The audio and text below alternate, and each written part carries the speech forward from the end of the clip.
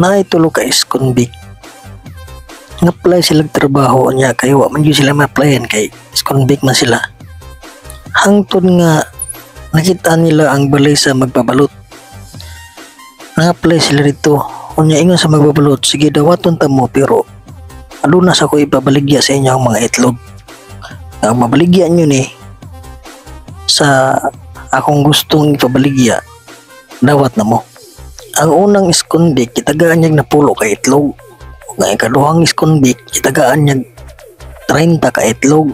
Ug ang ikatulong iskonbik kitagaan niya og 50 ka itlog.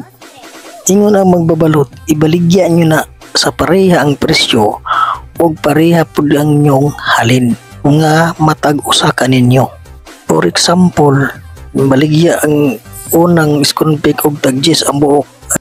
Ang ikaduhang iskonbik mao pud ang presyo ug ang ikatulong iskonbik mao pud ang presyo. Parehas sila tanan og presyo. Unya mahalin ng tanan ang itlog sa unang iskonbik, mahalin example siya 100. Ang 30 nga itlog mahurot pod 100 pod yang halin.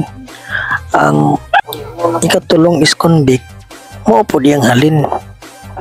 Sa makatuwid, ibaligya nila nga pareha tanan silang presyo nga mahurot lang itlog, parehas po tanan og halin.